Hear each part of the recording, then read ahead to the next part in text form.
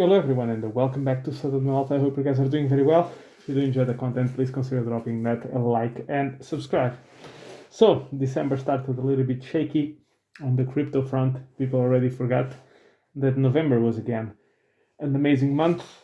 There's been several fears in the market. One was the Department of Justice sending around $2 billion of Bitcoin to Coinbase.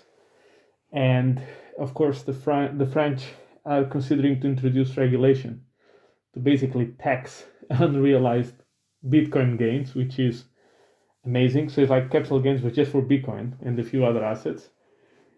Yeah, that country, basically their treasury yields, or the equivalent of their treasury yields, were trading worse or were trading higher than the Greek ones. That means that investors prefer to hold Greek risk, government risk, than French government risk at this stage.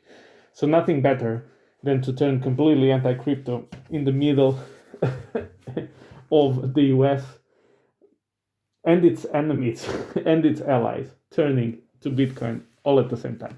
So what a great idea by the French, of course.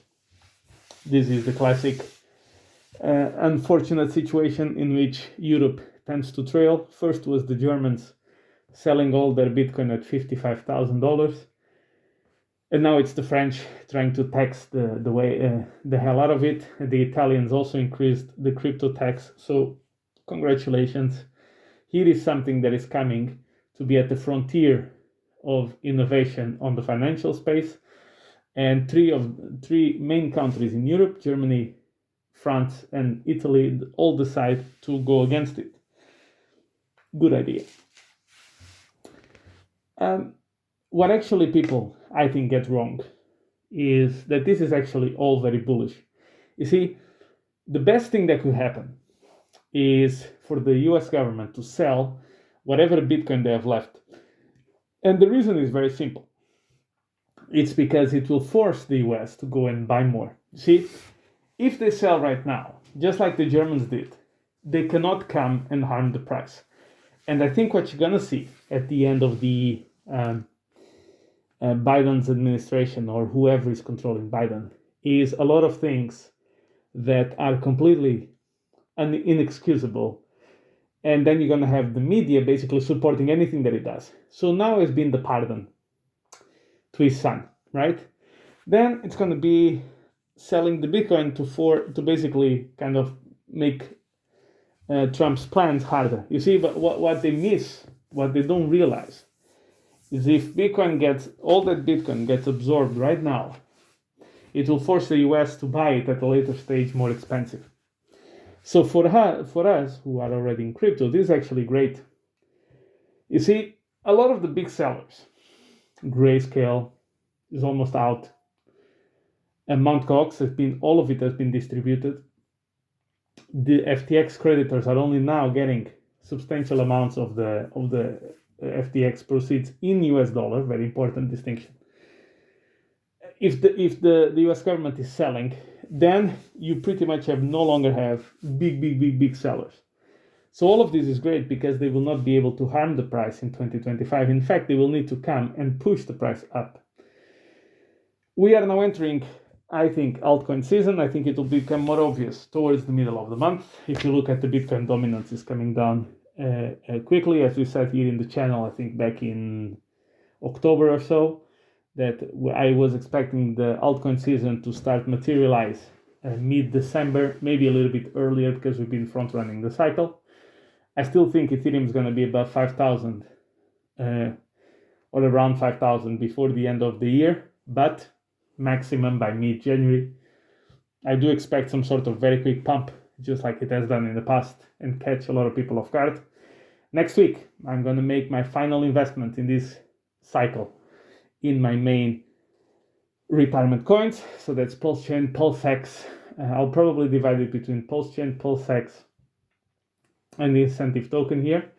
The reason is I have enough of the derivatives of X, which means that if X does very well, as I do expect it's going to do, I should be already covered a lot, not only by the X that I have, but also by Hedron and Icosa. So because I'm a bit underweight incentive token, I'm going to be a little bit more on that. So I'm going to make a big investment, around $90,000, into PulseX and the incentive token. I will probably split them evenly.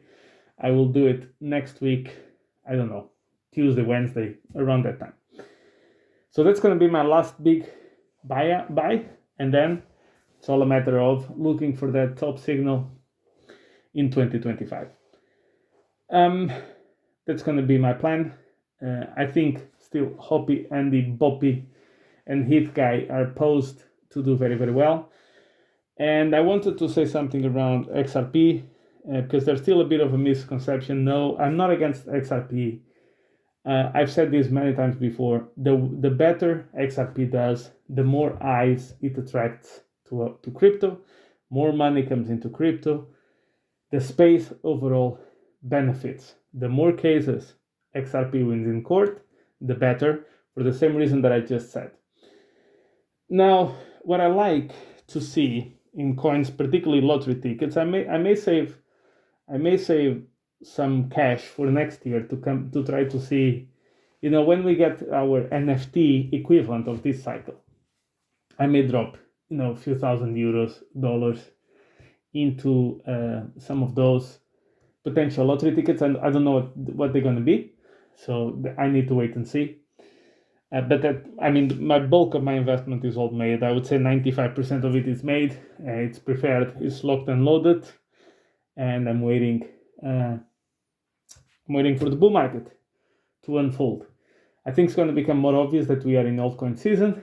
That doesn't mean that Bitcoin goes down. No, it means the others go up more. That's it. Because it still outperforms the dollar, everything like that. So I do expect that to happen. Of course, this is all subject to my own opinion, and it's all subject to the overall market conditions. If something happens to Trump, if the conflicts escalate dramatically, then obviously we are talking about a different situation. Absent any of this, I don't see many reasons to get concerned. The cycles are repeating. By the way, the Bitcoin dominance happened the day that Jim Cramer said that everybody should own Bitcoin in his show. The dominance happened, I think, within the hour of his show. It's amazing. That guy is something else. It's really, really, truly amazing. When it comes to lottery tickets, what do I like to see? I like to see very dedicated communities. I like to see a lot of degenerates. What I mean by this is I like to see coins that drop 95% plus at some point and are coming back. That means that there's nothing to shake these guys out. These guys are a complete cult. These guys are complete crazy. These guys will hold, hoping for $1 billion, whatever. So this is the type of people you want to be in.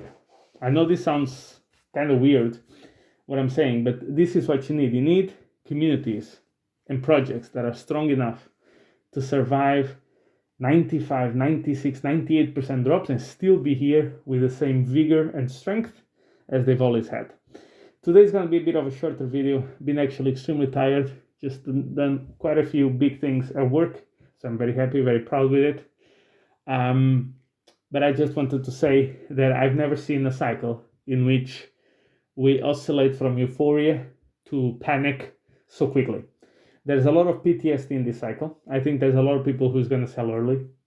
I think a lot of people are going to make the opposite mistake of what they made in the previous cycle, because Bitcoin goes from 97 to 94 and everybody loses their mind. I mean, it's crazy. We go to 99 but we don't break 100, everybody's losing their mind. I mean, it's amazing to see. But this is great. I mean, when we get to the point where we drop 20% and nobody cares, nobody flinches, nobody's afraid, that's probably the top. So this is what we need. We were at extreme greed. Now we are at the grid dropping rapidly. This is also bullish. And the level of panic amongst people is still very real. The level of suspicion about the cycle is very real. Once again, these are all good things to see.